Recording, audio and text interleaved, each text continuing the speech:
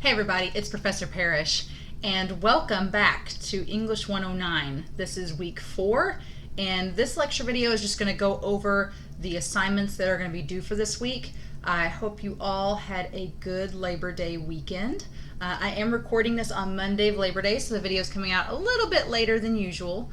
But luckily, there's not too much crazy stuff going on this week. So for this week, we have our discussion forum that's going to be due, and I'm going to go ahead and go to it to show you all in week 4 what that looks like. There is a video to watch.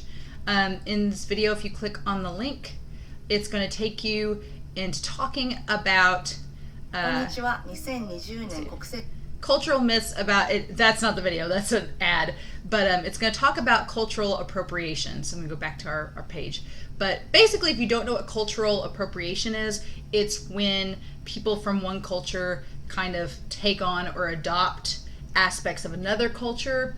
We see this happen, unfortunately, a lot around Halloween. So, for example, if you dress up as a geisha or a Native American, that is a form of cultural appropriation. And there's lots of different forms and variants of it. There's not exactly a defined definition. It's pretty, it can be very complex. But this video is just talking about cultural appropriation. So it's a very short video, but we're going to start talking about kind of topics that are getting into comparing and contrasting and argumentation. And so just to kind of prep for future papers to come. So after you watch the video, I want to know what's the overall thesis or the main idea about cultural appropriation? What are the points of the video that the author talks about?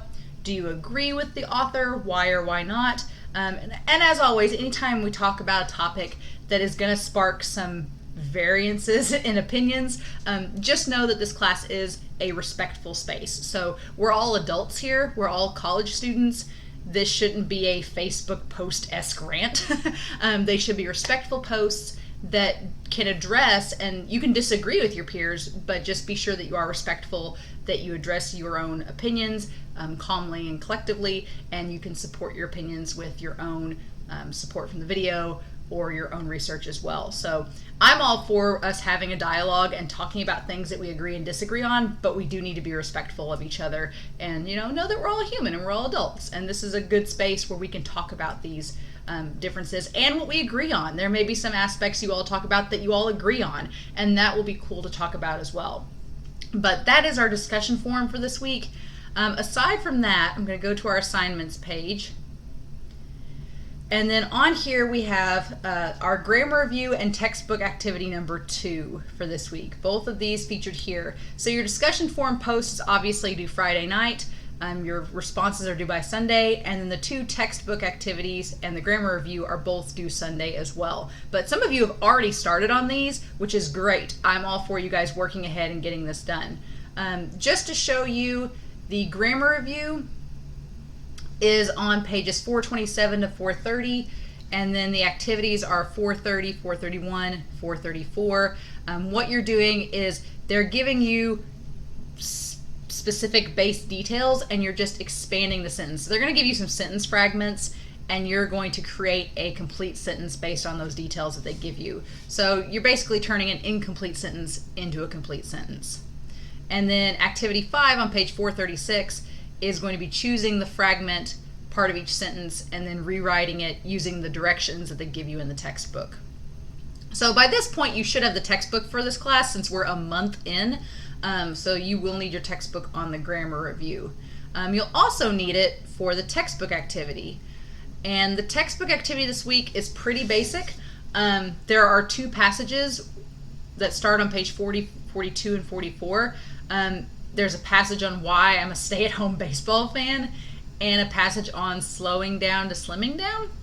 So there's 2 passages, and what you're going to do for each is I want you in this line here to tell me the topic sentence, what is the main idea or the main point of the passage, and then tell me what 3 points are. 3 points discussed. That's A, B, and C. And then in each of those points, I want to know 2 supporting details. 2 details that support why it's the main point.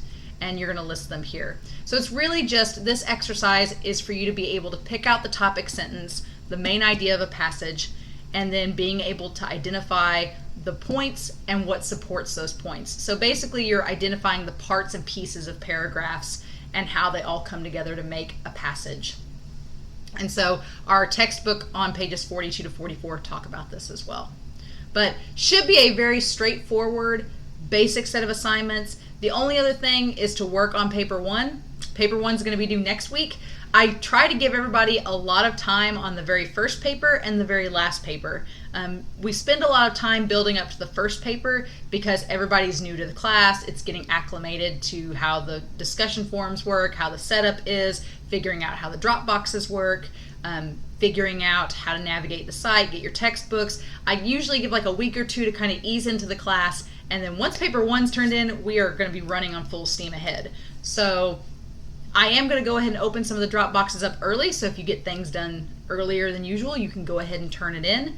You will get a chance to revise papers 1, 2, and 3 in the class, and next week I'll talk about that as well. But that's basically all that's due this week. The only other thing is check out in our textbook chapters 6 and 7. They run from pages 108 to 178, which again seems like a lot of pages, but again most of those are assignments and charts and graphs. There is some important information, so just kind of skim through and see if there's anything that seems unfamiliar to you in that. But otherwise, like I said, next week we'll conclude cause and effect, but this week is just trying to give you some time to work on the paper, do a little bit more with grammar and the textbook, and then talk a little bit about cultural appropriation. It's an interesting topic. So if you have any questions, as always, please feel free to let me know.